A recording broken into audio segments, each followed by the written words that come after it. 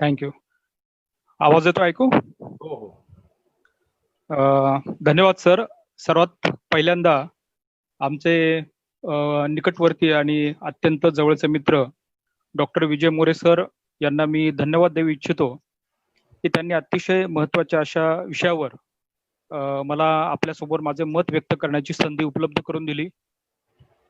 More sir आणि आमचा अनेक वर्षांपासूनचा स्नेह आहे आणि जेव्हा जेव्हा आम्ही भेटायचो तेव्हा सामाजिक विषयांवर आम्ही चर्चा करता करता आता आपली मुवमेंट, आता आपली संबंध चळवळ कोणत्या दिशेला जाईल या संदर्भात जेव्हा आम्ही चर्चा करायचो तेव्हा बुद्धिजीवी वर्ग जो आहे आपल्यासारखा बुद्धिजीवी वर्ग, त्या बुद्धिजीवी वर्गाची नेमकी भूमिका काय असायला पाहिजे याबद्दलचं विचारमंथन व्हायचं. आणि अनेक वेळा विचारमंथन झाल्यानंतर शेवटी निष्कर्ष असा आम्ही काढला होता की बुद्धिजीवी वर्गाचं नेमकं काम काय आहे. आपल्यासारखा जो अभ्यासक, आपल्यासारखा बुद्धिजीवी वर्ग जो आहे त्या वर्गाने हस्तक्षेपी धोरण वैचारिक पातळीवर स्वीकारलं पाहिजे आणि पब्लिक ओपिनियन निर्माण केलं पाहिजे. हे आपलं सर्वात प्रधान काम आहे. जोपर्यंत इंटरव्हेन्शनिस्ट अप्रोच आपल्यासारख्या बुद्धिजीवी वर्गाकडून होणार नाही तोपर्यंत समाज परिवर्तनाच्या चळवळीला वैचारिक खाद्य मिळू शकत नाही. आणि आज नेमके दुर्दैवाने आपल्या समाजामध्ये जी चळवळ निर्माण झालेली आहे त्याला वैचारिक खाद्य नाहीये, कारण बुद्धिजीवी वर्ग इंटरव्हेन्शनिस्ट अप्रोच ने हस्तक्षेपच करताना दिसत नाही. पण हा जो उपक्रम डॉक्टर विजय मोरे यांनी चालू केलेला आहे तो ही कमी भरून काढण्याचा एक फार मोठा प्रयत्न आहे आणि इतिहासामध्ये याची नोंद होईल. कारण बुद्धिजीवी वर्ग आत्ताचा जो आहे तो एसी रूम मध्ये बसून फक्त चिंतन मनन करणारा आहे, पण प्रत्यक्षपणे समाजाच्या ताण्याबाण्यातून शुद्ध झालेली जी आपली समाज रचना आहे त्याच्या मूल्यात्मक व्यवस्थेकडची चर्चा कोणच करताना दिसत नाही. त्यामुळे जवळजवळ 2 महिन्यापासून या ज्या व्याख्यानमाला आपण आयोजित केलेल्या आहात, मी अनेक व्याख्यानमाला मी ऐकलेल्या आहेत, काही मी मिस केल्या, पण यात जवळजवळ सगळ्याच व्याख्यानमालांचा दर्जा एवढा उच्च होता की ह्या व्याख्यानमालाच्या समाप्तीनंतर आपण नक्कीच एक महत्वपूर्ण असं मेमोरंडम काढू शकतो किंवा एक पुस्तिका काढू शकतो आणि ते आपल्या सामाजिक चळवळीच्या उन्नतीसाठी एक दिशादर्शन ठरू शकेल. आणि मला अतिशय अभिमान आणि अतिशय कौतुक आहे मोरे सरांचं, त्यांनी अतिशय चांगला हा उपक्रम चालू केलेला आहे आणि वैविध्यपूर्ण विषय या चर्चासत्रामध्ये आणलेले आहेत. आपला आजचा जो विषय आहे तो विषय अतिशय महत्वाचा आहे. आंतरराष्ट्रीय राजकारणामधील बाबासाहेबांची नेमकी भूमिका, भारताचं परराष्ट्र धोरण जे आहे त्या परराष्ट्र धोरणासंदर्भात बाबासाहेबांचे काही विचार होते की नव्हते असा हा मुद्दा आहे. आणि बाबासाहेबांचे स्वतंत्र असे विचार होते, पण प्रत्यक्षपणे बाबासाहेबांचे विचार, याची चर्चा आणि याचं विश्लेषण करण्याआधी बाबासाहेब कोणत्या वैचारिक पार्श्वभूमीमधून. हर्षल सर, सॉरी, हा ना आवाज वरती फॅन चालू आहे का? हो, बंद करू का? थोडासा फॅन बंद करा आणि माईक लांब ठेवा.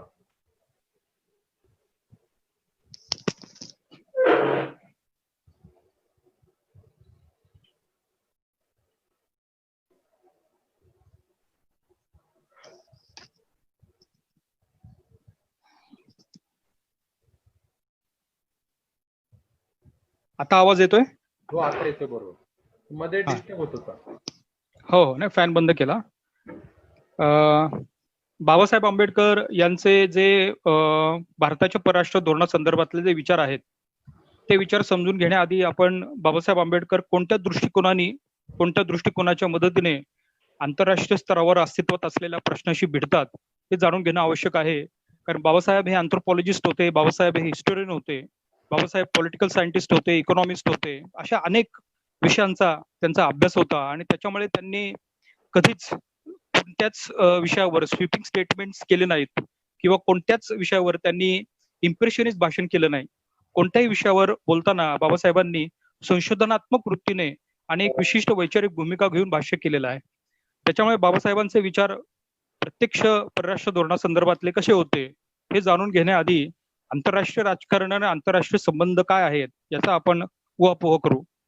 बऱ्याच वेळा आंतरराष्ट्रीय राजकारण आणि आंतरराष्ट्रीय संबंध यांची गल्लत होते आणि समानार्थी पद्धतीने आंतरराष्ट्रीय राजकारण, आंतरराष्ट्रीय संबंध हे विषय आपण चर्चेला आणतो. हे विषय साधारणपणे जरी समानार्थी पद्धतीने वापरत असले तरी त्याच्यामध्ये थोडा फरक आहे. आंतरराष्ट्रीय संबंध म्हणजे जेव्हा प्रत्येक देश एकमेकांबरोबर विविध कारणांसाठी मैत्रीपूर्ण संबंध प्रस्थापित करतो किंवा विषम स्वरूपाचे संबंध प्रस्थापित करतो, तेव्हा त्या संबंधांना आंतरराष्ट्रीय संबंध असं आपण म्हणतो. त्या आंतरराष्ट्रीय संबंधांमधून ज्या पद्धतीने राष्ट्रीय हितसंबंध किंवा नॅशनल इंटरेस्टच्या अनुषंगाने सत्ता स्पर्धा जेव्हा निर्माण होते, तेव्हा त्याच्यातनं जे काही सार निघतं, त्या साराला आपण सर्वसाधारणपणे आंतरराष्ट्रीय राजकारण असं म्हणतो, पॉलिटिकल इंटरनॅशनल पॉलिटिक्स. त्यामुळे इंटरनॅशनल रिलेशन आणि इंटरनॅशनल पॉलिटिक्स याच्यामधला हा थोडा मूलभूत फरक आहे. इंटरनॅशनल रिलेशन हा थोडा व्यापक अर्थाने आपण शब्द वापरतो आणि इंटरनॅशनल पॉलिटिक्स हा थोडा आपण मायक्रो लेवलला शब्द वापरतो. तर जागतिक पातळीवर जे विचारवंत आहेत, ज्यांनी इंटरनॅशनल रिलेशन संदर्भात आपली मतं मांडलेली आहेत, ते प्रामुख्याने अनेक विचार प्रवाह आहेत, अनेक दृष्टिकोन आहेत, पण त्यातले प्रमुख असे दृष्टिकोन दोन आहेत. एक आदर्शवादी दृष्टिकोन आणि दुसरा वास्तववादी दृष्टिकोन. आदर्शवादी दृष्टिकोन हा आंतरराष्ट्रीय राजकारणाकडे आदर्श, मूल्य, सब्जेक्टिव्हिटी ह्या अनुषंगाने पाहतो आणि जगामध्ये मनुष्य हा फार चांगला प्राणी आहे आणि मनुष्यामध्ये नैतिकता असते आणि नैतिकता असल्यामुळे मनुष्य हा नेहमी चांगलाच व्यवहार करतो. अशा पद्धतीचं विवेचन ह्या आदर्शवादामध्ये आहे. आंतरराष्ट्रीय राजकारणामध्ये आदर्शवादी जे विचार आहेत ते प्रामुख्याने पहिल्या महायुद्धानंतर जी आर्थिक, सामाजिक आणि राजकीय परिस्थिती या जगामध्ये निर्माण केली होती, त्याला प्रतिक्रिया म्हणून आली. वुड्रो विल्सन याचं ज्वलंत उदाहरण.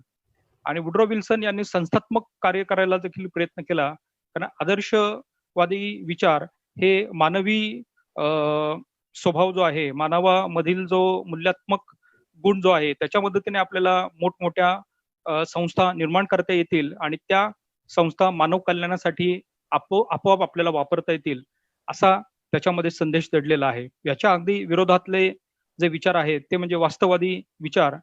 हे वास्तववादी विचार किंवा वास्तववादी दृष्टिकोन पॉवर किंवा सत्ता आपण ज्याला म्हणतो, या सत्तेला केंद्रस्थानी मानतो. सत्ता म्हणजे काय बेसिकली, तर पॉवर म्हणजे एक क्षमता आहे. Power is an ability. दुसऱ्याच्या वर्तनावर प्रभाव पाडण्याची क्षमता, याला आपण सत्ता म्हणतो. आणि ही क्षमता म्हणजे दुसऱ्यांनी आपलं ऐकलं नाही तर त्याच्या विरोधात किंवा त्याच्यासाठी नको असलेले परिणाम घडवून आणण्याची क्षमता, unwanted consequences, ability to create unwanted consequences for others, या अनुषंगाने आपल्याला सत्तेकडे बघावं लागेल. आणि त्याच सत्तेसाठी जेव्हा संघर्ष होतो, भांडणं होतात, मारामाऱ्या होतात, तेव्हा त्या प्रक्रियेला आपण पॉलिटिक्स असं म्हणतो. म्हणजे सत्तेसाठी अविरतपणे झालेला संघर्ष म्हणजे पॉलिटिक्स. आणि पॉलिटिक्स हे तत्व वास्तववादी विचार प्रवाहाच्या केंद्रस्थानी आहे. त्यामुळे वास्तववादी विचार असं मानतात की आंतरराष्ट्रीय स्तरावर नीती, मूल्य व्यवस्था या कोणत्याच गोष्टीचा उपयोग होत नाही. आंतरराष्ट्रीय राजकारण हे सत्तेसाठी खेळलं जातं. आंतरराष्ट्रीय राजकारणाच्या केंद्रस्थानी सत्ता असते. आंतरराष्ट्रीय राजकारणाच्या केंद्रस्थानी राजकारण असतं आणि त्याच्यामुळे आपले इप्सित ध्येय साध्य करण्यासाठी सगळी मूल्यात्मक व्यवस्था, सगळी मूल्य ही अनेक देश तोडवतात आणि सगळी मूल्य अनेक देश तोडत असल्यामुळे नैतिकतेचा आंतरराष्ट्रीय राजकारणामध्ये काहीही उपयोग होत नाही.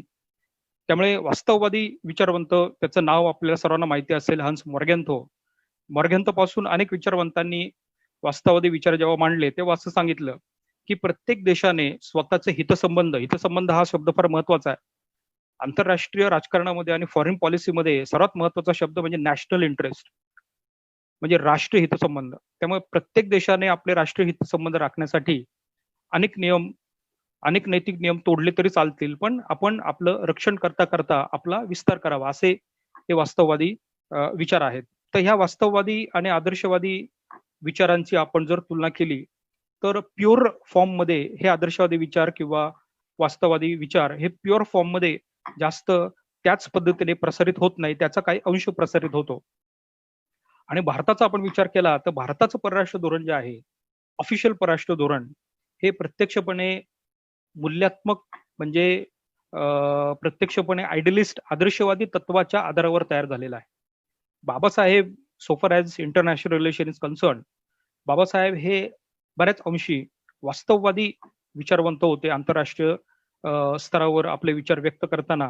आणि म्हणून त्यांनी आपल्या परराष्ट्र धोरणाचा बेसिक ढाचा जो आहे त्याच्यावर खरमरीत टीका केलेली आहे. आणि भारताला आता जेवढ्याही समस्या निर्माण झालेल्या आहेत त्याचा मूळ गाभा म्हणजे आपलं परराष्ट्र धोरण कशा पद्धतीने तयार झालेलं आहे त्याच्यामध्ये आहे. त्या बाबासाहेबांनी जेव्हा जेव्हा आपले महत्वाचे विचार वेगवेगळ्या व्यासपीठावर मांडले बाबासाहेबांनी वेगवेगळ्या भाषणांमध्ये आपले विचार जेव्हा मांडले तेव्हा त्यांनी भाकीत केलं होतं की भारताच्या ह्या काही मूलभूत चुका आहेत आणि या चुकांमधून भारत सुधारला नाही तर भारताला फार मोठी किंमत मोजावी लागेल. आणि आता आपण जर आंतरराष्ट्रीय राजकारणाचा विचार केला आणि भारताची भूमिकेचा अभ्यास त्याच्यामध्ये केला तर आपल्याला असं दिसतं की बाबासाहेबांनी जे भाकीत केलं होतं ते अक्षरशः खरं ठरलं. चीन आपल्यावर आक्रमण करेल, चीनच्या जास्त जवळ जाऊ नका, हे बाबासाहेबांनी त्या काळातच सांगितलं होतं. नेमकं 62 साली चीनने आपल्यावर आक्रमण केलं. 2 महासत्ता या जगामध्ये दुसऱ्या महायुद्धानंतर निर्माण झाल्या होत्या. त्या कुठल्याच महासत्ताबरोबर न जाता आपण अलिप्ततेचं धोरण स्वीकारलं, हे देखील किती चुकीचं होतं हे बाबासाहेबांनी सांगितलं होतं. त्यामुळे तुम्ही कुठल्या ना कुठल्या तरी एक महासत्तेबरोबर जॉईन व्हा आणि महासत्तेबरोबर जॉईन झाल्यानंतर तुम्हाला एक संरक्षण कवच मिळेल. नाहीतर तुम्ही जगामध्ये एकटे राहाल आणि जेव्हा तुम्ही एकटे राहाल तेव्हा तुमची अशी परिस्थिती झाली असेल की तेव्हा तुम्हाला मदतीला कोणच येणार नाही. तेव्हा सरतेशेवटी तुम्हाला एका महासत्तेला मदत मागावीच लागेल. आणि नेमकं 1971च्या युद्धामध्ये हे सेम असंच घडलं. हे सगळे जे विचार आहे ते बाबासाहेबांनी आधीच आपल्या भाषणांमध्ये आपल्या लेखांमध्ये सांगितले होते. बाबासाहेबांना मोठा इंटरनॅशनल रिलेशनचा डिस्कोर्स लिहिता आला नाही कारण त्यांनी 1945-46 साली आंतरराष्ट्रीय स्तरावर ज्या घटना होतात त्याच्यावर भाष्य करायला सुरुवात केली होती आणि ते स्वतः असं नेहमी सांगत होते की मला स्वतंत्र असा डिस्कोर्स लिहायचा आहे, पण कॉन्स्टिट्यूशन लिहिण्याच्या कामामध्ये मला वेळ नसल्यामुळे मला स्वतंत्र असा डिस्कोर्स या ठिकाणी काही लिहिता आला नाही. पण त्यांनी प्रत्येक इव्हेंटवर स्वतःचं मत व्यक्त केलं आहे. सर्वसाधारणपणे आपण संशोधन म्हणजे बाबासाहेबांनी प्रत्येक विषयाचं संशोधन केलेलं आहे. इंटरनॅशनल रिलेशनला जे काही घटना घडत होत्या, जे काही देशांचे वेगवेगळ्या देशांमधले संबंध ज्या पद्धतीने प्रस्थापित होत होते त्याचा बारकाईने बाबासाहेबांनी अभ्यास केला आणि बारकाईने अभ्यास केल्यानंतर संशोधन वृत्तीने त्यांनी आपले विचार गंभीरतापूर्वक मांडलेले आहेत. तर सर्वात पहिल्यांदा आपण जे आधुनिक कालखंडामध्ये 3 मुख्य प्रवाहाचे जे विचार परंपरा किंवा संशोधनाचे जे विचार आहेत, सामाजिक संशोधनाच्या विचार परंपरा आहेत त्याचा आपण थोडक्यात अभ्यास करू किंवा त्या थोडक्यात आपण जाणून घेण्याचा प्रयत्न करू. कारण मुख्य बाबासाहेबांचे विचार हे नेमके कोणत्या संशोधन प्रक्रियेचा भाग होते हे पण आपल्याला जाणून घेणं आवश्यक आहे. आधुनिक परंपरेमध्ये सर्वसाधारणपणे अनेक विचार प्रवाह येतात, पण त्यातले 3 महत्वाचे विचार प्रवाह आहे ज्याच्यावर मी बोलणार आहे. एक म्हणजे प्रत्यक्षतावाद, ज्याला आपण पॉझिटिव्हिजम म्हणतो. दुसरा आदर्शवादी विचार परंपरा आणि तिसरी चिकित्सावादी, ज्याला आपण क्रिटिकल थिंकिंग असं म्हणतो. तर प्रत्यक्षतावादी किंवा पॉझिटिव्हिजम हा आपल्याला सर्वांना माहिती असेल, याने एम्पिरिसिझमवर जास्त भर दिला, याने सायन्सवर जास्त भर दिला, एक्सपेरिमेंटेशनवर जास्त भर दिला. आणि जे सोशल वर्ल्ड आहे ते नैसर्गिक वर्ल्ड किंवा जे सामाजिक विश्व आहे ते नैसर्गिक विश्वासारखंच आहे आणि नैसर्गिक विश्वाचे जे नियम आहेत आणि ते नियमन करणाऱ्या ज्या विद्याशाखा आहेत, फिजिक्स, केमिस्ट्री, बायोलॉजी वगैरे, अशाच विद्याशाखा चे नियम आपण सोशल सायन्स मध्ये जर तयार केले तर आपल्याला मनुष्याच्या वर्तनाचा एक्झॅक्ट अंदाज येऊ शकतो. विशिष्ट समाज असेल, विशिष्ट समूह असेल, तो अडचणीत असेल किंवा त्रासदायक असेल, त्याचं भविष्यामध्ये वर्तन कसं असेल याचा अभ्यास हा काटेकोरपणे एम्पिरिकल पद्धतीने आपल्याला करता येऊ शकतो का, हे प्रत्यक्षवादाचं मूळ ध्येय होतं.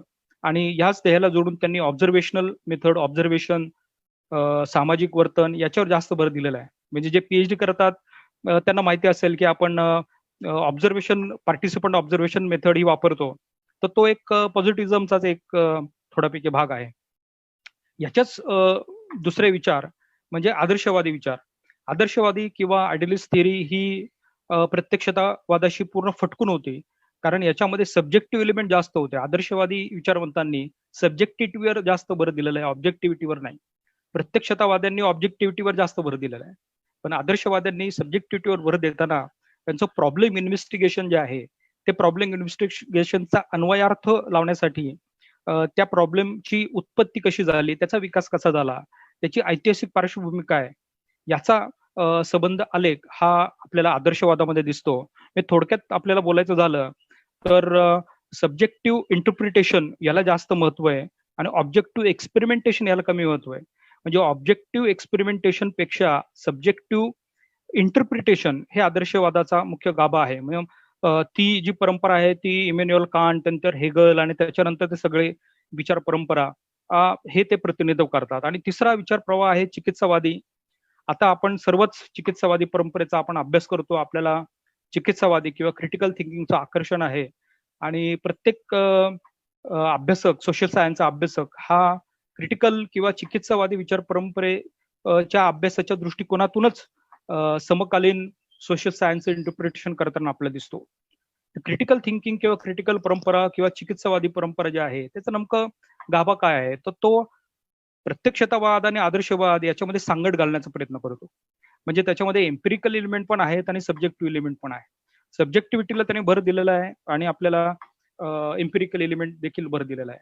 म्हणजे प्रत्यक्षतावाद तुम्हाला एक तुमचं उद्दिष्ट दाखवतो, प्रत्यक्षतावाद, आणि ते उद्दिष्ट कशा पद्धतीने गाठता येईल, त्याचे नियम काय आहेत हे सांगतो. पण चिकित्सावादी तुमची उद्दिष्ट नेमकी कोणती असली पाहिजे हे तुम्हाला सांगतो. हे चिकित्सावादी विचार परंपरेचा मुख्य गाभा आहे. अनेक वेळा सामाजिक चळवळींचा प्रॉब्लेम असा होतो, अनेक वेळा सामाजिक काम करणाऱ्या कार्यकर्त्यांमधला असा प्रॉब्लेम होतो की आपल्याला नेमकं करायचं काय, आपलं ऑब्जेक्टिव्ह काय आहे. आपलं ऑब्जेक्टिव्ह जर माहिती नसेल तर आपला गोंधळ उडू शकतो. कितीतरी ऊर्जा आपल्यामध्ये असली तरी ऑब्जेक्टिव्हच माहिती नसेल तर मात्र आपला प्रॉब्लेम होऊ शकतो. आणि चिकित्सावादी किंवा क्रिटिकल परंपरा नेमकं तुम्हाला तुमचं ऑब्जेक्टिव्ह काय हे सांगतं, ते गाठायचं कसं याचंही मार्गदर्शन करतो. आणि सर्वात महत्वाचं म्हणजे समाजाची वरवर चिकित्सा करण्यापेक्षा सबंध समाजाची उभी आडवी चिकित्सा करून जर ही रचनाच बदलायची असेल तर त्याचं मार्गदर्शन हा चिकित्सावादी परंपरेमधनं येतं. आणि आंतरराष्ट्रीय संबंध आणि आंतरराष्ट्रीय व्यवहार याचा अभ्यास करताना बाबासाहेब हे चिकित्सक वृत्तीने त्याच्याकडे बघतात आणि म्हणून नेमके आपले ऑब्जेक्टिव्ह काय असले पाहिजे हे बाबासाहेब सांगतात. आणि हे ऑब्जेक्टिव्ह कसे गाठायचे याचा एक कार्यक्रम ते देतात. बऱ्याच वेळा आपली फसगत कधी होते, जेव्हा आपण विविध सामाजिक विषयांची चिकित्सा करतो पण पर्याय देत नाही. आता बऱ्याच सामाजिक चळवळींचा हाच प्रॉब्लेम आहे की सामाजिक चळवळी ह्या पर्याय देत नाही. भले वेगवेगळ्या सामाजिक प्रश्नांवर आपण फार मोठी चर्चा करतो, पण ही चर्चा केल्यानंतर अल्टरनेटिव्ह काय, याचा पर्याय काय, याच्याबद्दल आपली चर्चा होत नाही आणि त्याच्यामुळे त्या चळवळी मागे पडतात. पण जो क्रिटिकल ट्रेडिशन किंवा विचार परंपरा आहे ती तुम्हाला नेमकी पर्याय काय आहेत, सोल्युशन काय आहे, अल्टरनेटिव्ह काय आहे हे त्याच्याबद्दल सांगते. आणि बाबासाहेब हे तिसऱ्या विचार प्रवाहामध्ये असल्यामुळे ते प्रत्येक स्टेटमेंट ते जेव्हा करतात, प्रत्येक लेख लिहितात, प्रत्येक मुद्दे जे मांडतात त्याला सोल्युशन देतात. आणि म्हणून बाबासाहेबांचे विचार हे आजच्या 21व्या शतकामध्ये देखील रिलिव्हंट आहेत. आणि ते रिलिव्हंट असल्यामुळेच बाबासाहेबांच्या विचारांना एक प्रकारे व्यापक दृष्टी लाभलेली आहे. दुसरा एक महत्वाचा मुद्दा आणि ह्याच चिकित्सावादी परंपरेने ते आंतरराष्ट्रीय राजकारणामध्ये ज्या घटना आहेत त्याची चिकित्सा करतात.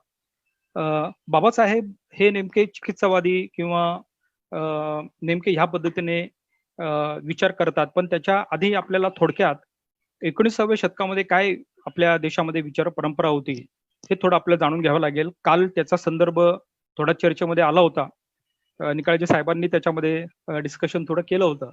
तर 19व्या शतकामध्ये नेमकं काय झालं, तर 19व्या शतकामध्ये एक विचार परंपरा, एक विचारधारा जी आहे, आधुनिक विचारधारा, त्या विचारधारेने संबंध 19व्या शतकामध्ये भारतीयांवर फार मोठा प्रभाव पाडला. आणि ती विचारधारा म्हणजे उदारमतवादी विचारधारा. उदारमतवादी विचारधाराचे अनेक स्ट्रीम्स आपल्या महाराष्ट्रामध्ये आहेत. मुळात उदारमतवादी विचार परंपरा जी आहे ती उदारमतवादी विचार परंपरा ही युरोपमध्ये आली आणि ती फ्युडलिझमला रिएक्शन म्हणून तिचा उदय झालेला आहे. जे फ्युडलिझम किंवा सरंजामशाही व्यवस्था ही युरोपमध्ये होती त्याला एक प्रतिक्रिया म्हणून उदारमतवादी विचार परंपरेचा जन्म झाला. त्याचा गाभा आहे व्यक्ती स्वातंत्र्य, इंडिव्हिज्युअल लिबर्टी, इंडिव्हिज्युअल फ्रीडम.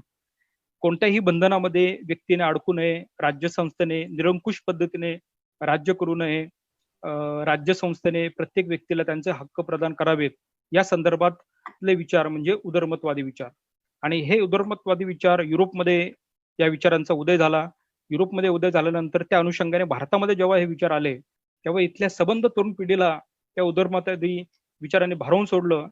जी तरुण पिढी ज्यांना सामाजिक परिवर्तन घडवून आणायचं होतं, अशी पिढी ज्यांना समाज सुधारणा करायच्या होत्या, त्यामुळे उदारमतवादी विचार परंपरा आणि मूळ उदारमतवादी विचार परंपरा जी जॉन स्टुअर्ट मिलने कॅरी फॉरवर्ड केली, त्या जॉन स्टुअर्ट मिलचा मूळ गाभा, वैचारिक गाभा हा उपयुक्ततावादीचा होता. पण भारतामध्ये उदारमतवादी विचार जे आले ते आल्यानंतर त्याच्या दोन विचार प्रवाह बोलतात. एक नेमस्तांचा उदारमतवाद आणि एक जहालांचा उदारमतवाद. नेमस्तांचा उदारमतवाद हा ब्रिटिश परंपरेमधनं आलेला आहे आणि ब्रिटिश परंपरेमधनं आल्यामुळे तो थोडा सौम्य स्वरूपाचा आहे. पण जो जहालांचा उदारमतवाद आहे तो ब्रिटिश व्हाया अमेरिका आणि टू इंडिया असा आलेला आहे. म्हणजे जॉन लॉक जो आहे त्या जॉन लॉकने मनुष्य स्वातंत्र्य सांगितलं, व्यक्ती स्वातंत्र्य सांगितलं, पण त्याचबरोबर त्याने प्रॉपर्टी राईट पण सांगितलं आणि कुठंतरी कॅपिटलिझमला एक लहान स्पेस निर्माण करून दिली. आणि परिणाम असा झाला की उदारमतवादाने सरते शेवटी भांडवलशाहीला जन्म दिलेला आहे, कॅपिटलिझमला जन्म दिलेला आहे. आणि हा उदारमतवाद जेव्हा अमेरिकेत जातो तो जहाल स्वरूप प्राप्त करतो. आणि जहाल स्वरूप अमेरिकेच्या राज्यक्रांतीमध्ये आपल्याला दिसतं, अमेरिकेच्या विचारांमध्ये दिसतं आणि संबंध अमेरिकेच्या रॅडिकलायझेशन मध्ये दिसतं. ह्याच उदारमतवादाचं प्रतिनिधित्व करणारा आणि त्याचा सर्वात मोठा जो प्रवक्ता आहे तो म्हणजे राईट्स ऑफ मॅन हे पुस्तक लिहिणारा थॉमस पेन. आणि या थॉमस पेनच्या पुस्तकांचा प्रभाव महात्मा फुल्यांवर पडतो आणि महात्मा फुले हे देखील उदारमतवादी विचार परंपरेचे एक अत्यंत महत्वाचे असे विचारवंत आणि सुधारक होतात. पण त्यांचा उदारमतवाद हा बऱ्याच अंशी जहाल उदारमतवाद आहे आणि त्याच्यावर अमेरिकन संस्कृतीचा प्रभाव आहे. तर त्याच कालखंडामध्ये रानडे हे एका उदारमतवादाचं प्रतिनिधित्व करतात, पण तो नेमस्तांचा उदारमतवाद आहे.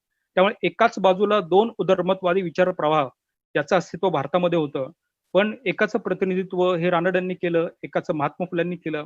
महात्मा फुल्यांच्या तत्वज्ञानामध्ये प्रचंड मोठ्या प्रमाणाचा रॅडिकलिझम होता. त्यामुळे संबंध व्यवस्था उद्ध्वस्त करून नवीन व्यवस्था निर्माण करण्याची भाषा हे महात्मा फुले करतात. आणि महादेव गोविंद रानडे हे मात्र झिरपणेचा सिद्धांत किंवा थिअरी ऑफ इन्फिल्ट्रेशनवर त्यांचा जास्त विश्वास असतो. त्यामुळे वरच्या वर्गाने जर विचार केला, वरच्या वर्गाने जर सुधारलं तर हळूहळू झिरपत ती सुधारणा खालच्या वर्गापर्यंत येऊ शकेल. त्यामुळे प्रत्येक विचारवंत, प्रत्येक सुधारक हा जो असतो हा त्याच्या काळाचा अपत्य असतो. त्याचे विचार त्याचं सोशल लोकेशन ठरवत असते. प्रत्येक विचारवंत आपल्या एका विशिष्ट सोशल लोकेशन मध्ये जन्म घेतो आणि हे सोशल लोकेशन त्याचं जातीय पार्श्वभूमी, आर्थिक पार्श्वभूमी, फॅमिली पार्श्वभूमी या सगळ्या पार्श्वभूमीमधनं युक्त झालेला असतो. त्यामुळे कुठलाही विचारवंत हा ऍबस्ट्रॅक्ट स्वरूपाला विचारवंत होत नसतो. त्याला जातीय समीकरण असतं, त्याला त्याचा आर्थिक पार्श्वभूमी असते आणि जी आर्थिक पार्श्वभूमी प्रत्येक विचारवंताला लाभते ती त्याचं सोशल लोकेशन ठरवते आणि त्या सोशल लोकेशन मधून प्रत्येक विचारवंत आपले विचार मांडतो. त्यामुळे काळ एकच, पिरियड एकच, विचार प्रागतिक, पण सोशल लोकेशन महात्मा फुल्यांचं वेगळं असल्यामुळे Mahatma Phule become very radical आणि सोशल लोकेशन हे रानड्यांचं वेगळं असल्यामुळे रानडे बिकम मॉडरेट. हा नेमस्त आणि जहालांच्या उदारमतवादामधला फरक आहे. बाबासाहेब आंबेडकर जेव्हा या उदारमतवादाची चिकित्सा करतात तेव्हा त्यांच्या पुढे जॉन स्टुअर्ट मिल येतो. आता जॉन स्टुअर्ट मिल हा परंपरा सांगतो उपयुक्ततावादांची, युटिलिटरिनिझम. आणि युटिलिटरिनिझम किंवा उपयुक्ततावादी हे न्याय म्हणा, स्वातंत्र्य म्हणा, समानता म्हणा, लोकशाही म्हणा, या सगळ्या ज्या गोष्टी आहेत त्या सगळ्या गोष्टींचा संबंध सुखाशी जोडतात. म्हणजे शेवटी आपल्याला न्याय का पाहिजे, शेवटी आपल्याला स्वातंत्र्य का पाहिजे, शेवटी आपल्याला लोकशाही का पाहिजे, तर ह्या विचार परंपरेप्रमाणे हे सगळं आपल्याला एकाच कारणासाठी पाहिजे, ते म्हणजे ह्याच्यातनं आपल्याला जास्तीत जास्त सुख मिळतं. आणि जर आपल्याला याच्यातनं जास्तीत जास्त सुख मिळत असेल तर आपण त्या पद्धतीने व्यवहार केला पाहिजे. आणि प्रत्येक मनुष्याला दुःख नको असतं. म्हणजे हेडोनिझमशी संबंधित ही विचार परंपरा आहे, ही काय राज्य पॉलिटिक्स याच्याशी संबंधित ही विचार परंपरा नाहीये. दुसरा एक महत्वाचा मुद्दा जो उपयुक्ततावादांनी मांडला होता तो मुद्दा होता की मग समजा सामाजिक नियम आपले जे प्रस्थापित झालेले आहेत ते नियम कोणी तोडले तर त्याला शिक्षा कशी करायची. तर ज्याने जेवढे नियम तोडलेले आहेत त्या नियमाप्रमाणे त्याला शिक्षा करायची. कोणी थोडे नियम तोडले असतील त्याला थोडी शिक्षा करा, जास्त नियम तोडले असतील त्याला जास्त शिक्षा करा. म्हणजे क्वांटिफाय करण्यात आलं. क्वांटिटी जी आहे म्हणजे गणितशास्त्राप्रमाणे आपण जर विचार केला तर क्वांटिफाय करण्याचा प्रयत्न केला.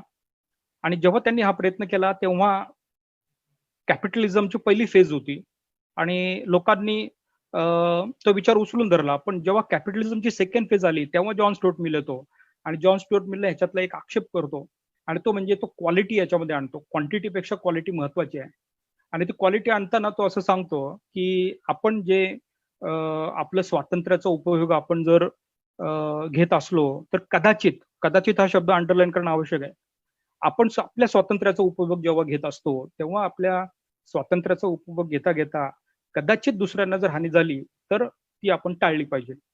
म्हणजे याच्यामध्ये तो क्वालिटी आणतो आणि self regarding and other regarding aspect पण आणतो. म्हणजे जोपर्यंत इतरांना आपल्यापासून त्रास होत नाही तोपर्यंत आपलं स्वातंत्र्य समर्थीने आहे, पण दुसऱ्यांना जर त्रास व्हायला लागला तर मात्र त्या स्वातंत्र्यावर बंधनं आणली पाहिजे, असा साधारणतः त्याचा दृष्टिकोन होता. आता इथून बाबासाहेबांचा प्रवास सुरू होतो. बाबासाहेबांचा आक्षेप असा आहे की उदारमतवाद नेमकी चुकले कुठे. तर उदारमतवादी चुकले कुठे, तर एका ठिकाणी ते म्हणजे फ्रीडम, लिबर्टी, स्वातंत्र्य, न्याय आणि समानता, इक्वालिटी, लिबर्टी आणि जस्टिस, ही तीन त्रयी ज्या आहेत त्यांची सांगड त्यांना व्यवस्थितपणे घालता आली नाही. त्यांचा हेतू चांगला आहे, उदारमतवाद्यांचा हेतू खूप चांगला आहे, उदारमतवाद्यांची धारणा चांगली आहे, पण तर्क आणि मूल्यात्मक बाबतीत ते कुठेतरी चुकले आणि ती सगळी भर जी आहे ती बाबासाहेबांनी भरून काढण्याचा प्रयत्न केलेला आहे त्यांच्या सिद्धांतांमध्ये. त्यामुळे ते जेव्हा उदारमतवादाचं आकलन जेव्हा करतात आणि ते आपल्या संशोधनामध्ये, आपल्या विवेचनामध्ये आणि आपल्या इंटेलेक्च्युअल डिस्कोर्समध्ये आणतात, तेव्हा ते तिन्हीची सांगड घालतात आणि त्याच्यामुळे ते सांगतात की याची तिन्हीची पाश्चिमात्य तत्वज्ञानाच्या मदतीने सांगड घालण्याचा आपण प्रयत्न करणार आहोत. पण बेसिकली मी जी परंपरा चालवतोय ही परंपरा मुळात कबीर, बुद्ध यांची परंपरा चालवते, फुल्यांची परंपरा चालवते.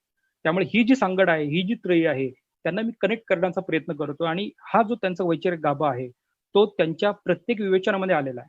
म्हणजे कास्टकडे बघण्याची त्यांची दृष्टी, सोशल सिस्टमकडे बघण्याची त्यांची दृष्टी किंवा इतर कोणत्या प्रश्नाकडे बघण्याची त्यांची दृष्टी, तर या प्रत्येक दृष्टीमध्ये त्यांची संशोधन वृत्ती जी आहे आणि ज्या त्रयी ज्या आहेत त्या त्रयी ते कधीही सेपरेट किंवा डिवोर्स त्यांचा कधीही करत नाही. मग ते कॉन्स्टिट्यूशन डेव्हलपमेंट असून देत किंवा आंतरराष्ट्रीय पातळीवरचे एकंदरीत भारताचं स्थान असून देत, त्या त्रयीमध्ये बाबासाहेब जास्त एकंदरीत हस्तक्षेप करताना आपल्याला दिसतात.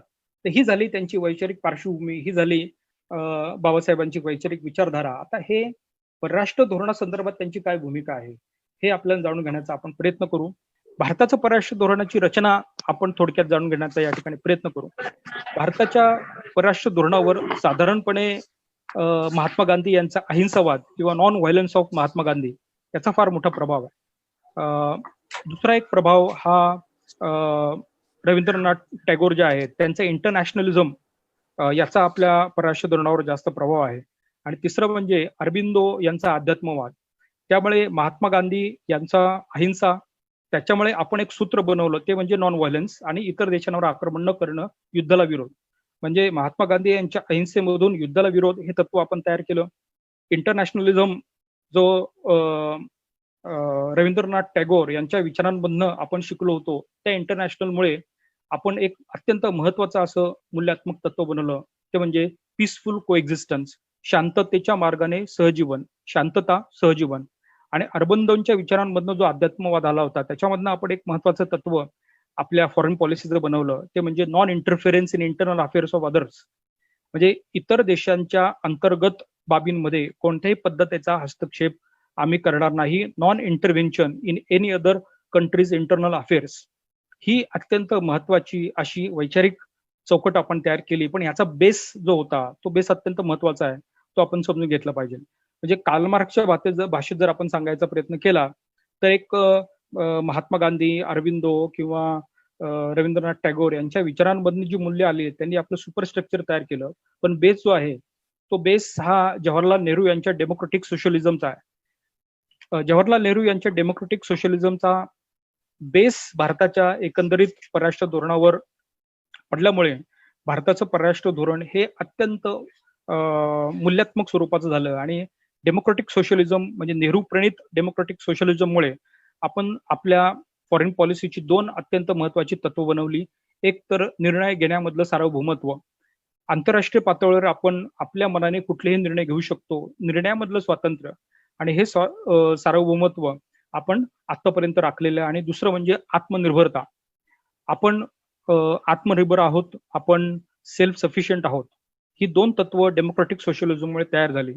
आणि याचा एकंदरीत आपण जर विचार केला तर थिअरिटिकली आपलं परराष्ट्र धोरण हे फार चांगलं बनलं. थिअरिटिकली अनेक देशांनी आपल्या परराष्ट्र धोरणाची कौतुक केली, पण प्रॅक्टिकली या परराष्ट्र धोरणामध्ये प्रॉब्लेम होती.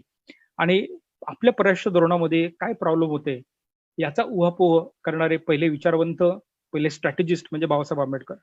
त्यांनी सरळ सरळ अशी भूमिका घेतलेली आहे की मूल्यात्मक दृष्टी घेऊन किंवा मूल्य घेऊन आपण आंतरराष्ट्रीय पातळीवर जेव्हा जाऊ तेव्हा इतर लोक ही त्यांच्या परराष्ट्र धोरणाचं एकच ध्येय असेल ते म्हणजे नॅशनल इंटरेस्ट. नॅशनल इंटरेस्ट ही फार महत्वाची संकल्पना आहे, म्हणजे त्याच्यावर मोठमोठे लेख लिहिले गेलेले आहेत.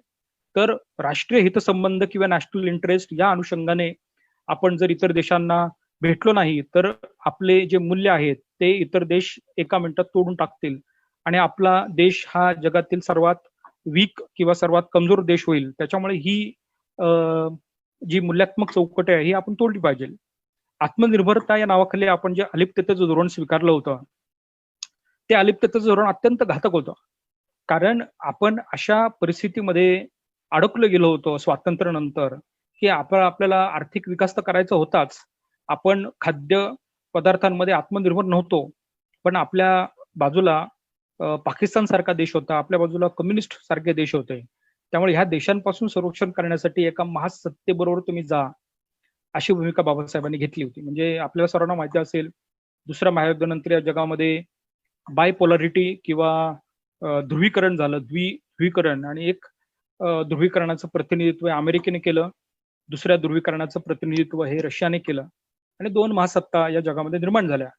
या दोन महासत्ता निर्माण झाल्यानंतर तुम्ही कोणत्याच सत्तेकडे जात नाही, हा स्ट्रॅटेजिक फेल्युअर आहे. म्हणजे तुम्ही जी स्ट्रॅटेजी आहे ती कुठेतरी चुकणार आहे, कारण तुम्हाला कुठल्या तरी महासत्तेकडे जायलाच पाहिजे. अशी त्यांनी सुरुवातीपासून भूमिका घेतली होती. राज्यसभेमध्ये त्यांची भाषणे अवेलेबल आहेत. त्यांनी वेगवेगळ्या विद्यापीठामध्ये त्यांना जेव्हा जाण्याची संधी मिळाली तेव्हा त्यांनी याच्यावर खरमरीत टीका आपल्या परराष्ट्र धोरणाची केलेली दिसते. बाबासाहेबांनी आंतरराष्ट्रीय पातळीवरचे जे वेगवेगळे विषय आहेत त्याच्याबद्दल सुरुवातीपासूनच आपले विचार मांडलेले आहेत. पण सेकंड वर्ल्ड वॉर जे आहे, जेव्हा सेकंड वर्ल्ड वॉर सुरू झालं होतं त्यावेळेसपासून बाबासाहेबांनी भारताची भूमिका काय असायला पाहिजे हे बाबासाहेबांनी सांगितलेलं आहे. आता हिस्ट्रीचे अनेक प्राध्यापक आहेत, अनेकांना माहिती असेल की दुसरं महायुद्ध जे आहे त्या दुसऱ्या महायुद्धाची सुरुवात जी आहे ती जर्मनीने पोलंडवर आक्रमण केल्यानंतर झाली. पोलंड विषयी बोलताना बाबासाहेब सांगतात की न्याय हा पोलंडच्या बाजूने नाही.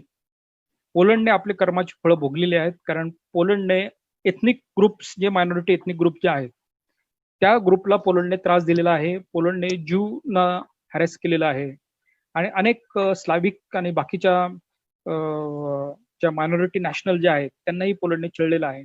आणि पोलंड हा मोठ्या सत्ता ज्या आहेत त्या सत्तेचा बळी झालेला आहे. त्याच्यामुळे पोलंडवर आक्रमण करणं हे फक्त निमित्त होतं. जर्मनीने आधीच ठरवलं होतं की त्यांना अख्खं जग पादाक्रांत करायचंय. त्यामुळे जर्मनी आणि जर्मनीमधले हुकुमशहा आणि जर्मनीचे मित्र राष्ट्र त्यांनी आधीच ठरवलं होतं की आपल्याला पोलंडवर आक्रमण करायचे, पोलंडचा आजूबाजूचा प्रदेश जिंकायचा आहे आणि दुसऱ्या महायुद्धाला सुरुवात झाली. याच्यामध्ये भारताची भूमिका नेमकी काय असली पाहिजे? तर बाबासाहेबांनी असे विचार मांडलेले आहेत की जेव्हा दुसरं महायुद्ध सुरू होणार किंवा दुसरं महायुद्ध जेव्हा सुरू झालं सप्टेंबर 1939 म्हणजे सप्टेंबर 1939 महिन्यात सुरुवातीला हे महायुद्ध झालं, त्याच्यामध्ये भारताची भूमिका नेमकी काय असली पाहिजे? तर अनेकांनी असे विचार मांडले की भारतासाठी सुवर्ण संधी आहे आणि सुवर्ण संधी असल्यामुळे आपण आता इंग्लंडला कात्रीत पकडू शकतो. आपण आता डायलेमामध्ये इंग्लंडला पकडू शकतो. त्यामुळे तुम्ही एकतर शत्रूच्या पक्षामध्ये जाऊन इंग्लंडला नेस्तानाबूत करू शकता. दुसरा एक विचार होता की कोणत्याही पद्धतीचं सहकार्य आपण इंग्लंडला करता कामा नये. कोणत्याही पद्धतीचं सहकार्य केलं नाही तर आपोआप आपल्याला जे उद्दिष्ट प्राप्त करायचे ते आपल्याला मिळू शकेल. बाबासाहेबांची अशी भूमिका होती, स्पष्ट भूमिका होती की युद्धामध्ये भारताने उतरलं पाहिजे आणि ह्या युद्धाचा आपल्या स्वार्थासाठी तरी आपण उपयोग करून घेतला पाहिजे. ह्या कालखंडामध्ये म्हणजे दुसऱ्या महायुद्धाच्या पार्श्वभूमीवर भारताने एक कोलोनियल स्टेट म्हणून भारताने स्वतःची आयडेंटिटी निर्माण केली पाहिजे. एक वसाहतिक राज्य म्हणून भारताने स्वतःची आयडेंटिटी निर्माण केली पाहिजे, ओळख निर्माण केली पाहिजे. आणि कॉमनवेल्थचं सभासदत्व मिळून, म्हणजे हे बाबासाहेबांचं विधान 1939चं आहे, लक्षात ठेवा. तेव्हा त्यांनी अशी भूमिका घेतली की कॉमनवेल्थचं सभासदत्व प्राप्त करून आपण समानतेचं तत्व अंगीकारलं पाहिजे आणि न्याय आणि समानता प्राप्त केली पाहिजे. ही सर्वसाधारणपणे बाबासाहेबांची भूमिका होती. आणि त्यांनी असंही सांगितलं होतं की भारताने या युद्धामध्ये सहभाग घ्यायला पाहिजे, भारतीयांनी युद्धामध्ये सहभाग घेतला पाहिजे आणि युद्ध केलं पाहिजे. पण दुसरा एक महत्वाचा प्रश्न होता की या युद्धाकडे ते कशा पद्धतीने बघतात. पुन्हा एकदा मी मगाशी सांगितल्याप्रमाणे की त्याचं बेसिकली वैचारिक, आयडिओलॉजिकल किंवा इंटेलेक्च्युअल अप्रोच जो होता हा संशोधकाचा होता. ते एकदम सरफेस लेवलचे स्टेटमेंट कधीच करत नव्हते. त्याच्यामुळे ते युद्धाकडे कसे बघतात, तर ते युद्धाकडे सर्वसाधारणपणे आपण जेव्हा इतिहास शिकतो, आपण शाळेमध्ये जेव्हा पहिलं दुसरं महायुद्ध म्हणतो, तेव्हा सर्वसाधारणपणे अशी चर्चा होते की पहिलं महायुद्ध झालं, साम्राज्यशाही शक्ती, भांडवलशाही शक्ती त्यांचा पराभव झाला वगैरे वगैरे, किंवा जगाचा नकाशा पूर्णपणे बदलला. पण बाबासाहेब त्या दृष्टीने या दुसऱ्या महायुद्धाकडे बघत नाही. बाबासाहेबांना असं वाटतं की या दुसऱ्या महायुद्धाने व्यक्ती व्यक्तीमधील सामाजिक प्रतिष्ठा जपण्याची नामी संधी प्रत्येकाला उपलब्ध करून दिलेली आहे. आणि व्यक्ती व्यक्तीमधील सामाजिक प्रतिष्ठा जर जपली तर एक अशी मूल्यात्मक संरचना प्रत्येक देशामध्ये तयार होईल की जी क्रांतिकारी स्वरूप धारण करेल. आणि अशा मूल्यात्मक रचनेने क्रांतिकारी स्वरूप धारण केलं तर लोकशाही टिकेल. कारण त्यांना सर्वात राग हा हुकुमशाहीचा होता. फॅशिझम किंवा नाझीवाद वगैरे ह्या सगळ्या ज्या एकाधिकारशाहीकडे झुकणाऱ्या शक्ती होत्या, टोटलिटेरियन आयडिओलॉजी ज्या होत्या, त्याच्याबद्दल त्यांच्या मनात फार तिरस्काराने फार राग होता. कारण जेव्हा जेव्हा हुकुमशाही निर्माण होईल, जेव्हा जेव्हा टोटलिटेरियनिझम निर्माण होईल, तेव्हा तेव्हा लोकशाहीचा पराभव होईल. आणि लोकशाही जर पराभव झाला तर म्हणजे सर्वच मानव समूह या पृथ्वी तलावरून नष्ट होईल आणि एक प्रकारे फार मरगळ या आंतरराष्ट्रीय स्तरावर पोहोचेल. त्यामुळे लोकशाहीचा पराभव करायचा असेल तर ह्या युद्धामध्ये आपल्याला उतरावं लागेल, युद्ध करावं लागेल. आणि ह्या युद्धाने काही क्रांतिकारी संरचनात्मक मूलभूत व्यवस्था या युद्धानंतर 100% निर्माण होईल असा आशावाद त्यांनी व्यक्त केला आहे. आणि त्याच्यामुळे त्यांनी हिटलरशाही किंवा मुसोलिनी या सगळ्यांवर खरमरीत टीका केलेली आहे. आणि लोकशाहीचं तत्व कसं महत्वाचं आहे, लोकशाहीची मूल्यात्मक व्यवस्था कशी महत्वाची आहे आणि ह्या महायुद्धानंतर लोकशाही कसा टिकाव धरेल या संदर्भात त्यांनी नंतर विवेचन केलेलं आपल्याला दिसतं. दुसरा एक महत्वाचा भाग म्हणजे याच कालखंडानंतर काँग्रेसची भूमिका याच्यामध्ये नेमकी कशी होती, तर दुसरं महायुद्धानंतर बाबासाहेबांनी स्वतःचे विचार मांडलेच होते. बाबासाहेबांनी वेळोवेळी वेगवेगळ्या ठिकाणी स्वतःचे विचार व्यक्त केले होते. अनेक न्यूजपेपरला, वर्तमानपत्रांना त्यांनी मुलाखती देखील दिल्या होत्या. पण काँग्रेसने या संदर्भात वेगळी भूमिका घेतली होती. काँग्रेसचे अनेक प्रतिनिधी हे कायदेमंडळात होते आणि काँग्रेसने सर्वात पहिल्यांदा असा प्रश्न इंग्रजांना विचारला की युद्ध कालखंडामध्ये भारताची नेमकी भूमिका कशी असेल हे तुम्ही लेखी स्वरूपात आम्हाला नेमकं सांगावं. काही काँग्रेस जनांचा असा समज होता किंवा अशी धारणा होती की भारताने या युद्धामध्ये एक सार्वभौम स्वतंत्र राज्य म्हणून भाग घ्यावा आणि त्याची वाट आपण बघावी. त्यामुळे इंग्रजांतर्फे किंवा व्हायसरॉयतर्फे त्यांना कोणतीही हमी, लिखित स्वरूपाची हमी मिळाली नाही. तेव्हा काँग्रेस वर्किंग कमिटीमध्ये काँग्रेसने एक ठराव पास केला आणि तो ठराव निषेधाचा होता. कारण भारत विषयासंदर्भातली युद्धानंतरची नीती ही इंग्रजांची किंवा ब्रिटिशांची कशी असेल या संदर्भात कोणतंच आश्वासन व्हायसरॉयने दिलं नव्हतं. त्यामुळे काँग्रेस जनांना त्याचा राग होता आणि काँग्रेस प्रतिनिधींनी कायदेमंडळामधून राजीनामा सत्र सुरू केलं. हे राजीनामा सत्र सुरू करताना बीजी खेर, बाबासाहेबांचे अगदी निकटचे मित्र, या बीजी खेर यांनी देखील राजीनामा दिला होता.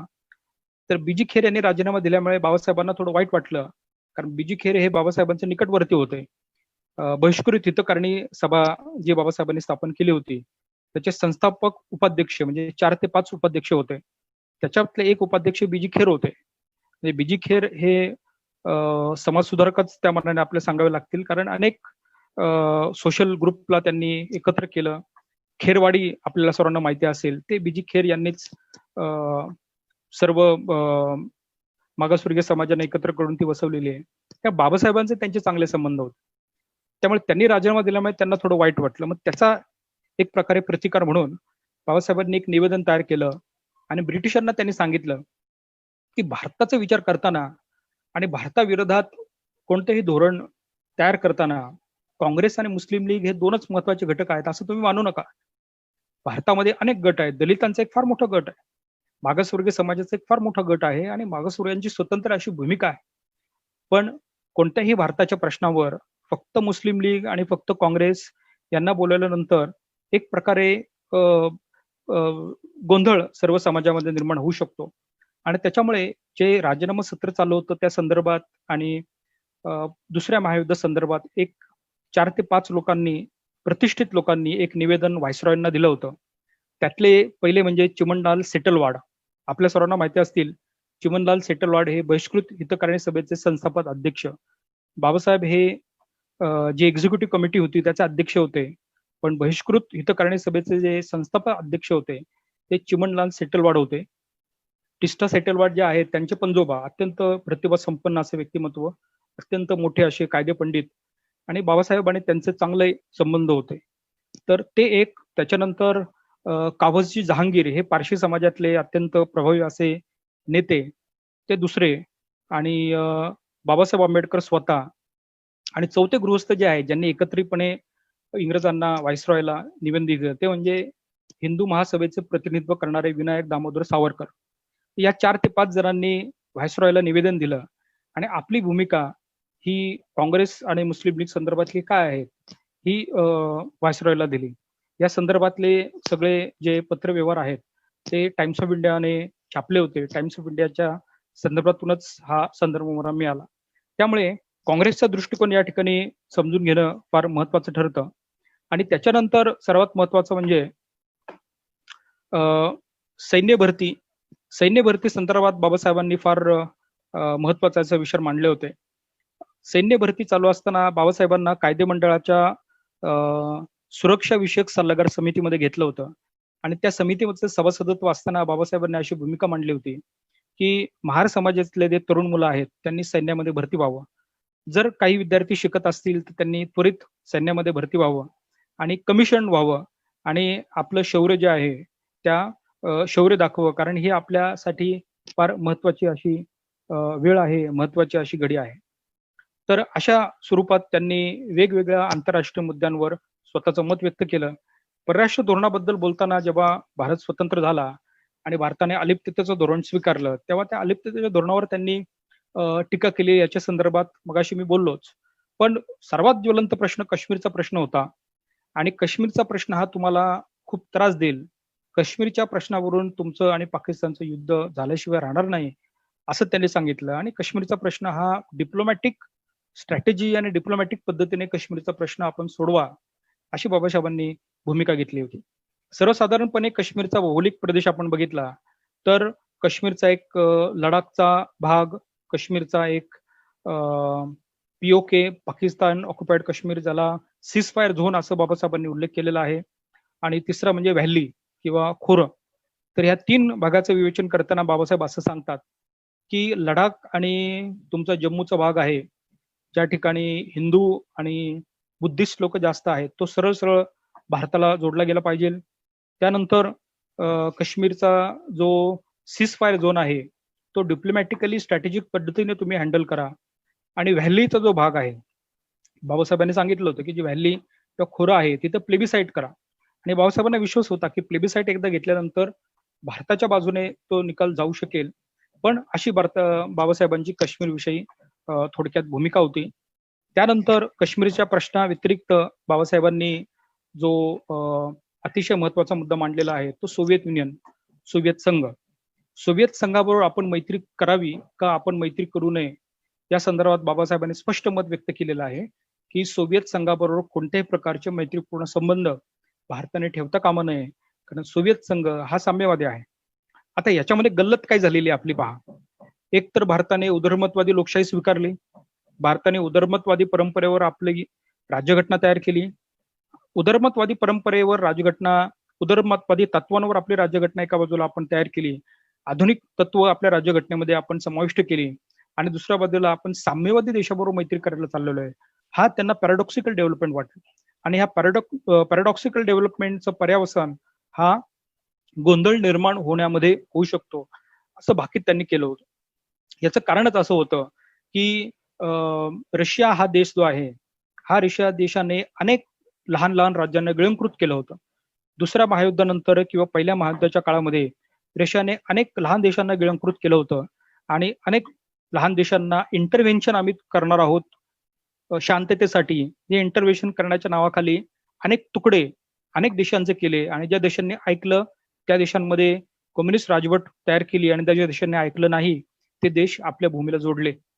1914 ते 19च्या दरम्यान जे पहिलं महायुद्ध झालं त्या महायुद्धाच्या काळामध्ये ऑस्ट्रिया हंगेरी हे फार मोठं एम्पायर होतं.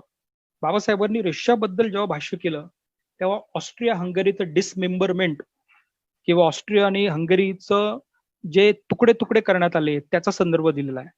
ऑस्ट्रिया हंगेरी हे खूप मोठं एम्पायर होतं, पण पहिल्या महायुद्धानंतर ऑस्ट्रो हंगेरियन एम्पायरचे अनेक तुकडे झाले आणि अनेक देशांनी ते तुकडे एकमेकांबरोबर वाटून घेतले. त्यामुळे हस्तक्षेप करण्याची पहिली कम्युनिस्टांची सवय असते. हस्तक्षेप केल्यानंतर आम्ही शांतता प्रस्थापित करणार, आम्ही मेडिएटर होणार, म्हणजे शांतता दूत होणार आणि या शांतता दूत किंवा मेडिएटर ऑफ पीस याच्या नावाखाली ते हस्तक्षेप करणार आणि हस्तक्षेप करता करता साम्यवादी राजवट काही देशांमध्ये निर्माण करणार आणि ज्या देशामध्ये साम्यवादी राजवट निर्माण होणार नाही तो आपल्या प्रदेशाला जोडणार. ही सर्वसाधारण टॅक्टिस, ही सर्वसाधारण भूमिका ही रशियाची होती. त्यामुळे रशियाबद्दल बाबासाहेबांच्या मनात कोणत्याही पद्धतीचा आदर नव्हता. रशियाच्या जवळ जाण्याची भारताची जी भूमिका होती त्याच्यावर त्यांनी टीका केली.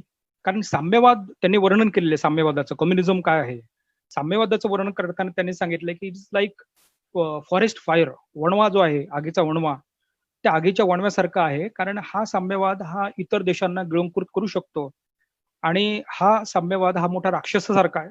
बाबासाहेबांनी याचं वर्णन केलेलं आहे. It is just like a giant. आणि हा साम्यवाद हा राक्षसासारखा असल्यामुळे तो त्याचा जबडा जेव्हा जेव्हा उघडतो तेव्हा तेव्हा आपण लहान लहान प्रदेश त्याच्या घशामध्ये घालतो आणि जेव्हा त्याची सगळी गिळंकृत करण्याची वृत्ती संपेल तेव्हा तो तुम्हाला गिळंकृत करेल. चायनाच्या बद्दलही त्यांचं हेच मत होतं की चायना आणि रशिया यांच्यामध्ये काहीच फरक नाहीये. चायना हा ड्रॅगन आहे, त्यामुळे रशियापेक्षा भयानक चायना आहे आणि चायना तुमच्या आजूबाजूला ऑलरेडी हातपाय पसरायला लागलेला आहे. अशा वातावरणामध्ये अमेरिकेचं परराष्ट्र धोरण काय होतं, तर अमेरिकेचं परराष्ट्र धोरणातला सर्वात महत्वाचा भाग म्हणजे कंटेनमेंट पॉलिसी. ट्रुमन डॉक्ट्रिन आपल्या सर्वांना माहिती असेल.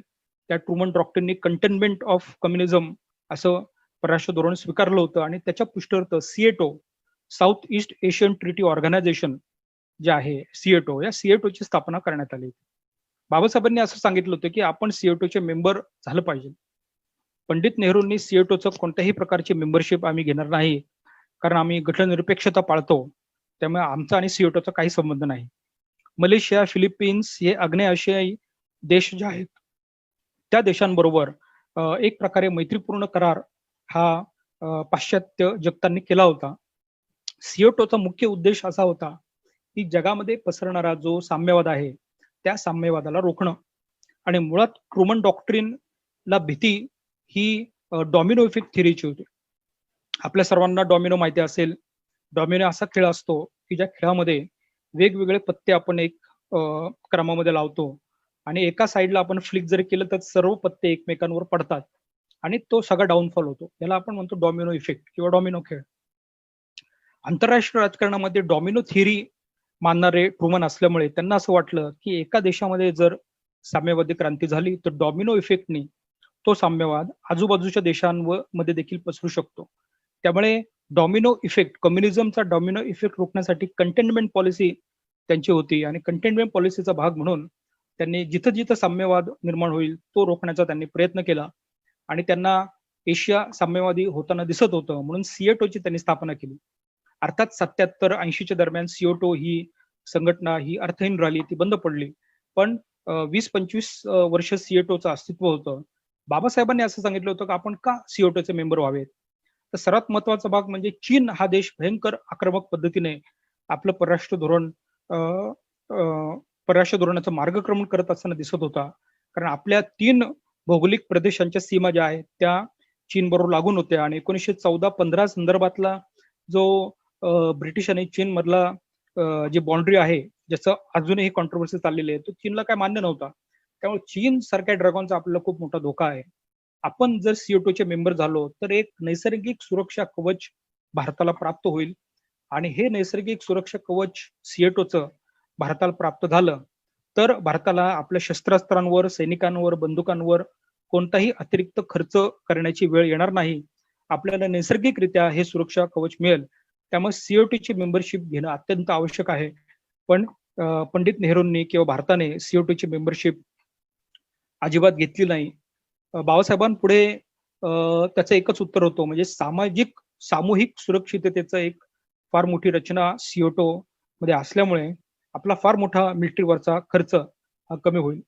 भारत आणि चीन यांच्या संदर्भात बाबासाहेबांनी भाकीत केलं होतं की जास्त चीन बरोबर आपण मैत्रीपूर्ण संबंध प्रस्थापित करू नये. चीन हा अत्यंत महत्वाकांक्षी देश आहे. चीनमध्ये क्रांती झालेली आहे आणि चीनचा इतिहास आपण बघितला तर चीनला रक्तरंजित क्रांतीवर विश्वास आहे. चीनला हिंसा करण्यावर विश्वास आहे. एवढाच चीनला जर भारताबद्दल प्रेम असेल तर चीनने स्वतःच्या देशामधले जे बुद्धिस्ट लोक आहेत त्यांच्याबरोबर चांगला व्यवहार केला असता.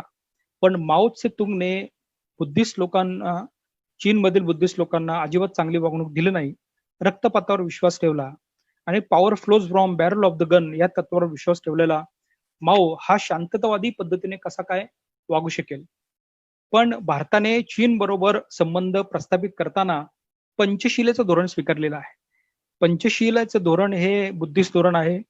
पंचशिलेचं धोरण हे आध्यात्मिक स्वरूपाचं आहे. पण आंतरराष्ट्रीय पातळीवर पंचशिलेचं धोरण जर तुम्ही चीन सारख्या देशाबरोबर व्यवहार करताना स्वीकारणार असाल तर तुमचा 100% पराभव होईल.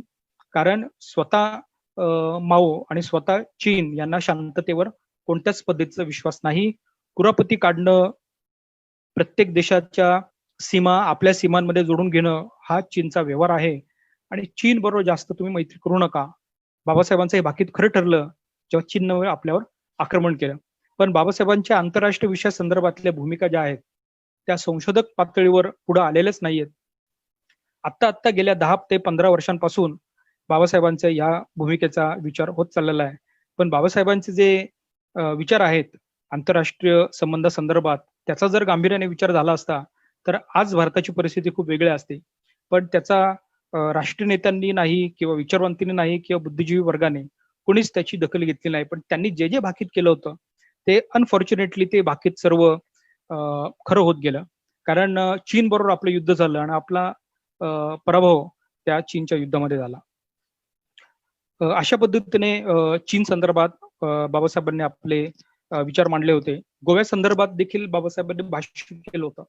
गोव्याचा प्रश्न सोडवण्यासाठी सौम्य पद्धतीचा, मॉडरेट पद्धतीचा पोलीस ऍक्शन आपण घेतली तर ती चालू शकेल अशी बाबासाहेबांची भूमिका होती.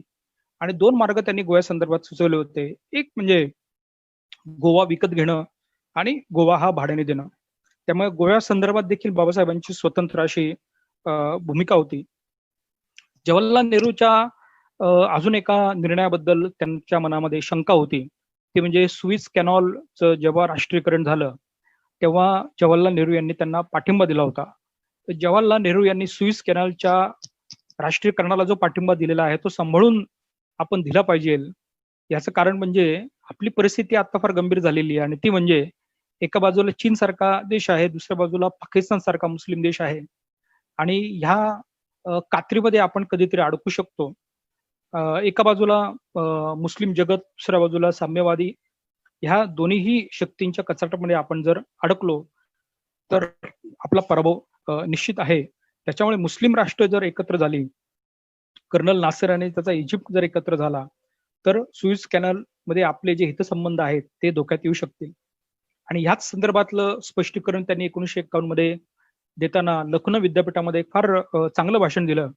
आणि त्या भाषणामध्ये साम्यवाद काय आहे, साम्यवाद कशा वणव्यासारखा पसरू शकतो आणि चायनाबद्दलची आपली भूमिका वेळोवेळी कशी चुकलेली आहे या संदर्भात त्यांनी विचार प्रकट केले होते. आणि याच्या संदर्भातला सर्वात महत्वाचा मुद्दा त्यांनी उपस्थित केला होता तो म्हणजे युनायटेड नेशन सिक्युरिटी काउन्सिलची मेंबरशिप. युनायटेड नेशन सिक्युरिटी काउन्सिलची मेंबरशिप भारतासाठी सर्वात महत्वाची आहे. पण भारताने कोणताही विचार न करता चायनाला पुढे केलं आणि असं सांगितलं की चीन हा आशियाचं प्रतिनिधित्व करेल. म्हणजे नेहरूंचं जे तत्व होतं एशिया फॉर एशियाटिक्स, ह्या तत्व काही बाबासाहेबांना रुजत नव्हतं. कारण हे तत्व हे फक्त सरफेस लेवलचं तत्व आहे, हे फक्त आदर्शवादी तत्व आहे. व्यावहारिक पातळीवर त्याचा काही उपयोग होणार नाही एशिया फॉर एशियाटिक्स. कारण एशिया हा फार वेगळा आहे. एशिया हा वेगवेगळ्या फॅमिलीजमध्ये विभागला गेलेला आहे आणि अर्धानिम्मा एशिया हा कम्युनिस्ट झालेला आहे आणि अर्धानिम्मा एशिया हा कोणत्या ना कोणत्या तरी महासत्तेच्या बाजूने गेलेला आहे. त्यामुळे एशिया फॉर एशियाटिक तत्व हेच मुळात चुकीचं तत्व असल्यामुळे सिक्युरिटी काउन्सिलच्या परमनंट मेंबरशिपसाठी चायनाने प्रयत्न करावा आणि चायनाच्या प्रयत्नांमध्ये आपण चायनाला मदत करावी हे चुकीचं आहे. आपण स्वतः भारताने सिक्युरिटी काउन्सिलच्या परमनंट मेंबरशिपसाठी प्रयत्न करावा आणि अमेरिकेबरोबर भारताने जायला पाहिजे. अमेरिकेचा जर भारताला सपोर्ट मिळाला आणि अमेरिकेने जर भारताला सपोर्ट देऊ केला तर भारताने जरूर घ्यावा. आणि सुरुवातीला अमेरिकेने भारताला सपोर्ट दिलाच होता. सुरुवातीला जेव्हा भारत स्वतंत्र झाला आणि जगामध्ये दोन महासत्ता निर्माण झाल्या. प्रत्येक महासत्ताला असं वाटत होतं की भारताने त्यांच्या कळपामध्ये यावं आणि भारताने अमेरिकेच्या कळपामध्ये जावं. अमेरिकेचा मैत्रीपूर्ण प्रस्ताव भारताने स्वीकारावा ही बाबासाहेबांची भूमिका होती. कारण अमेरिकाने भारताला जोडणारा एक महत्वाचा दुवा म्हणजे लिबरल डेमोक्रेसी आणि राज्यघटना आणि लोकशाही. त्यामुळे आपण अमेरिकेबरोबर संबंध प्रस्थापित केले तर आपल्याला आर्थिकदृष्ट्या अमेरिका मदत करेल, आर्थिकदृष्ट्या मदत केल्यानंतर आपल्या शस्त्रज्ञांची मदत करेल आणि अमेरिकेच्या एकंदरीत म्हणजे अमेरिकेमध्ये दोष भरपूर होते. अमेरिकेत अनेक जे दोष आहेत त्याची इथं चर्चा आपल्याला करायची नाहीये. पण ती जी पार्श्वभूमी निर्माण झाली होती त्या पार्श्वभूमीमध्ये आपल्या अमेरिकेच्या मैत्रीची नितांत गरज होती आणि असं केलं नाही तर कदाचित पाकिस्तानच्या जवळ अमेरिका जाऊ शकतो असं पण त्यांनी सांगितलं होतं. राज्यसभेमध्ये त्यांची भाषणं आहेत आणि नेमकं तसंच झालं. पाकिस्तानला अमेरिकेने जवळ केलं आणि पाकिस्तानला अमेरिकेने जवळ केल्यानंतर भारताचा एक फार मोठ्या दबाव तंत्राला सामोरं जावं लागलं. अलिप्ततेच्या धोरण आपण अनेक वर्ष राबवलं, पण अशी वेळ आली की त्या वेळेस भारताला शेवटी एका महासत्तेकडे जावंच लागलं. त्यामुळे महत्वाच्या मुद्द्यांवर चर्चा करताना सरतेशेवटी शांततेच्या बाबतीत बाबासाहेबांची काय भूमिका होती? युद्ध आणि शांतता या संदर्भात बाबासाहेबांनी शांततेला प्राधान्य दिलेलं आहे. बाबासाहेबांनी सांगितलेलं आहे की शांतता महत्वाची आहे, शांतता आवश्यक आहे. जगामध्ये शांतता निर्माण झालीच पाहिजे. पण इतर देश जर आक्रमक असतील तर युद्धनीती आपण तयार केली पाहिजे, युद्धामध्ये भाग घेतला पाहिजे. जर आपण तसं केलं नाही तर मात्र आपण भित्रे म्हणून ओळखले जाऊ. त्यामुळे युद्धजन्य परिस्थिती निर्माण झाल्यानंतर आपण युद्धात सहभागी होऊन दुश्मनांना त्यांची जागा दाखवली पाहिजे. हे सर्वसाधारणपणे बाबासाहेबांचे विचार होते. थोडक्यात आपण जर विचार केला, याचं कन्क्लुजन आपण काढण्याचा प्रयत्न केला तर आपल्याला असं दिसतं की बाबासाहेब आंबेडकर हे इंटरनॅशनल रिलेशनच्या वास्तववादी किंवा रिअलिस्ट विचार परंपरेमधून विचार करणारे विचारवंत होते. त्यांना नॉन अलाइन मुवमेंट किंवा गटनिरपेक्षतेची चळवळ त्याच्यावर विश्वास नव्हता, त्याच्यावर त्यांनी टीका केलेली आहे. कुठल्या सुपर पॉवरकडे आपण जायचं तर स्पष्टपणे त्यांनी सांगितलेलं आहे. अमेरिकेकडे जायला आपल्याला काहीच हरकत नाही. वेगवेगळे मिलिटरी करार जे झाले होते त्या मिलिटरी कराराचं सभासदत्व आपण घेतलं पाहिजे. कम्युनिझम बरोबर आपण कसा व्यवहार केला पाहिजे तर कम्युनिझम बरोबर आपण फटकून राहिलं पाहिजे. कारण कम्युनिझम आणि आपला जास्त जवळीक संबंध निर्माण होऊ शकत नाही, कारण तिथे एकाधिकारशाही, तिथे हुकुमशाही आहे. लोकांचे मानवी हक्क हे त्या ठिकाणी काही मानवी हक्कांना त्या ठिकाणी सन्मान दिला जात नाही आणि त्याच्यामुळे जिथं लोकशाही नसेल तिथं भारताने जाऊ नये. भारताने आंतरराष्ट्रीय पातळीवर स्वतःची स्वतंत्र भूमिका घ्यावी आणि जशाच तसंच उत्तर भारताने द्यावे. आज 2000 नंतर बाबासाहेबांनी जे सांगितले होते विचार, ते विचार आपल्या परराष्ट्र धोरणामध्ये थोडे थोडे यायला लागलेले आणि आपण जे अतिशय मूल्यात्मक किंवा अतिशय आयडियलिस्ट होतो तर आपण आता सध्या थोडे रिअलिस्ट होत चाललेलो आहे. म्हणजे गेल्या 25 वर्षामध्ये भारताने स्वतःची भूमिका आंतरराष्ट्रीय पातळीवरची बदललेली आहे आणि ती भूमिका बदलल्यामुळे बाबासाहेबांचे विचार आता किती महत्वाचे आहेत असं आता आपल्या लक्षात येईल. चायनाचं प्रकरण आता चालू आहे, नेपाळ संदर्भात बरेच काही वाद चालू आहेत, शेजारी देशांबरोबर आपले अनेक वाद चालू आहेत. बाबासाहेबांनी त्या काळामध्ये ज्या प्रकारे परराष्ट्र धोरणाची संरचनात्मक रचना आपण करायला पाहिजे होती तशी जर केली असती तर आंतरराष्ट्रीय व्यवहारामध्ये, आंतरराष्ट्रीय संबंधांमध्ये भारत हा अतिशय महत्वशाली आणि अतिशय शक्तिशाली देश बनला असता. अशा पद्धतीने आपण बाबासाहेबांचे परराष्ट्र धोरणासंदर्भातले किंवा आंतरराष्ट्रीय विषया संदर्भातले विचार काय आहेत याच्यावर आपण चर्चा केली. विजय मोरे सर, धन्यवाद. आपण मला स्वातंत्र्य दिलं माझं मत मांडण्याचं आणि आपणही देखील सर्वांनी अगदी चांगल्या पद्धतीने माझे विचार मांडले. पुन्हा एकदा आपले धन्यवाद. जय भीम. थँक्यू.